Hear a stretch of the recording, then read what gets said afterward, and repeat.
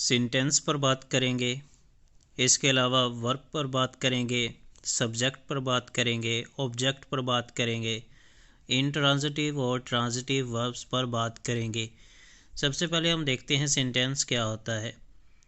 A sentence is commonly defined as a complete unit of thoughts, यानी कि सोच का पूरा जो है एक मुकम्मल इकाई है सोच की। कि जो एक सेंटेंस जब आप लिखते हैं तो उससे हमें सब समझ आता है कि एक जुमले को आमतौर पर सोच की एक मुकम्मल इकाई के तौर पर बयान किया जाता है।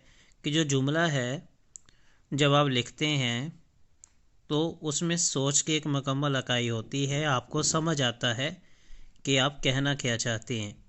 A sentence is commonly defined as a complete unit of thoughts.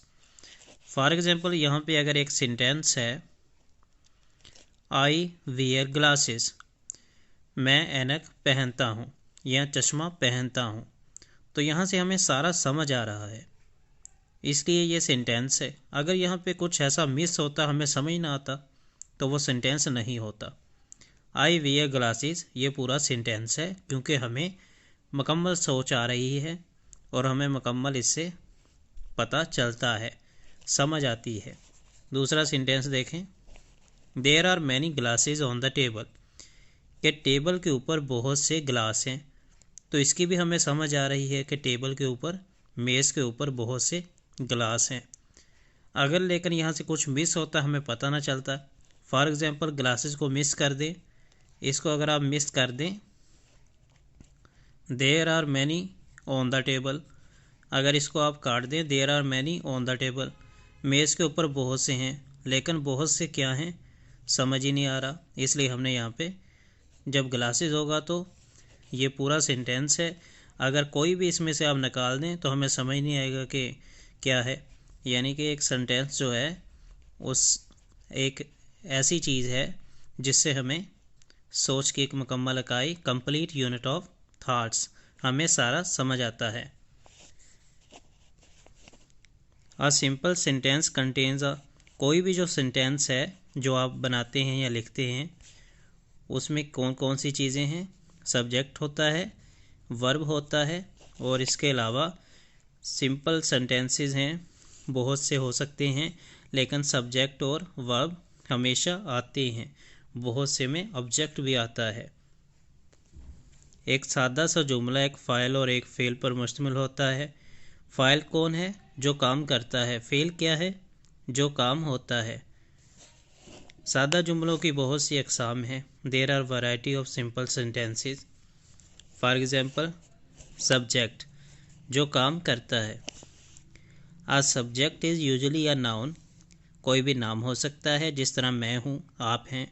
कोई मशीन हो सकती है। डैट परफॉर्म्स, जो सरअंजाम देता है। एन एक्शन, कोई काम या अमल। एक फ़ाइल अमूमन एक किस्म होता है जो कि अमल सरअंजाम देता है। वर्ब क्या चीज़ है? वर्ब एक्शन को कहते हैं जो काम होता है।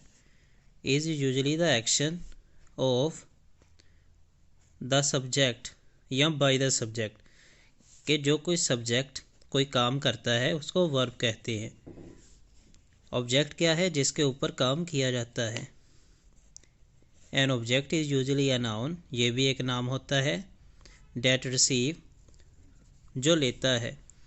द एक्शन, काम। And usually follows the verb, और वर्ब को फॉलो भी करता है। एक मफूल यानी कि जो ऑब्जेक्ट है एक किस्म होता है जो अमल हासिल करता है, किससे? फेल से। यानी कि ऑब्जेक्ट जो है ये वर्ब लेता है किससे? सब्जेक्ट से। फेल के बाद आता है। जो सब्जेक्ट है वो कोई भी काम करेगा ऑब्जेक्ट के लिए। एक मफूल जो है एक किस्म होता है जो अमल हासिल करता है, वर्ब लेता है किससे? फेल से, यानी कि सब्जेक्ट से। आपको समझ आएगा अगली एग्जाम्पल्स में।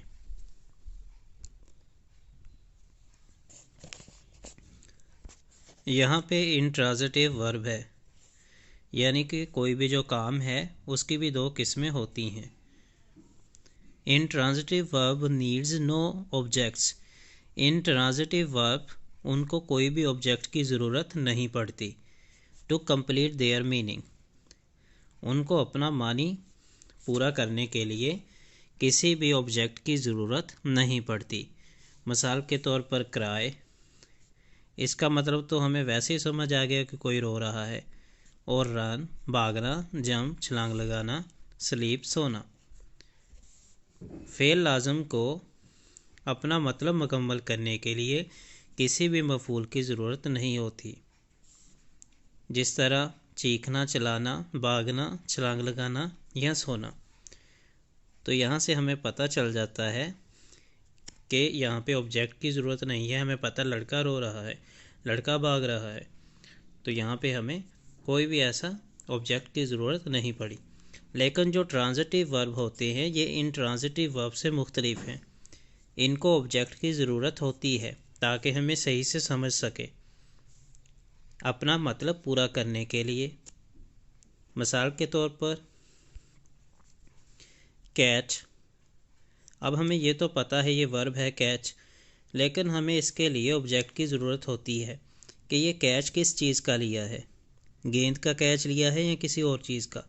इसी तरह लाइक, पसंद करना, पसंद किसको किया है, फूलों को किया है या टीवी को किया है या कार्टून को किया है, ये भी नहीं पता। इसके लिए ऑब्जेक्ट लाजमी चाहिए। इसी तरह देखना, सी, लेकिन यहाँ हमें समझ नहीं आ रहा कि कौन सी चीज़ देखी, टीवी देखा या फिर बाहर किसी को खेलते हुए देखा, इसके लिए भी ऑब्जेक्ट चाहिए। इसी तरह मेक, बनाना, क्या बनाया, केक बनाया या कुछ और बनाया। और नेक्स्ट जो है यानी कि ट्रांजिटिव वर्ब को अपना मतलब मुकम्मल करने के लिए मफूल यानी कि ऑब्जेक्ट की ज़रूरत होती है। कैच यानी कि पकड़ना, क्या चीज़ पकड़ी, पसंद करना, क्या पसंद किया, देखना और बनाना। तो यहाँ पे हमने सेंटेंस के बारे में पढ़ा कि सेंटेंस हर वो चीज़ होती है, हर वो जुमला जिससे मुकम्मल समझ आए। फिर हमने पढ़ा कि एक सेंटेंस में सब्जेक्ट होता है, वर्ब होता है और ऑब्जेक्ट होता है। सब्जेक्ट काम करता है, वर्ब काम को कहते हैं, ऑब्जेक्ट जिस पर काम होता है या जिसके लिए काम किया जाता है। इसी तरह फिर हमने पढ़ा इंट्रांजिटिव वर्ब कि कुछ काम या वर्ब ऐसे होते हैं जिनको पढ़ के पता चल जाता है, उनको ऑब्जेक्ट की ज़रूरत नहीं पड़ती। लेकिन कुछ वर्ब ऐसे होते हैं जिनको अपना मतलब पूरा करने के लिए ऑब्जेक्ट की ज़रूरत पड़ती है।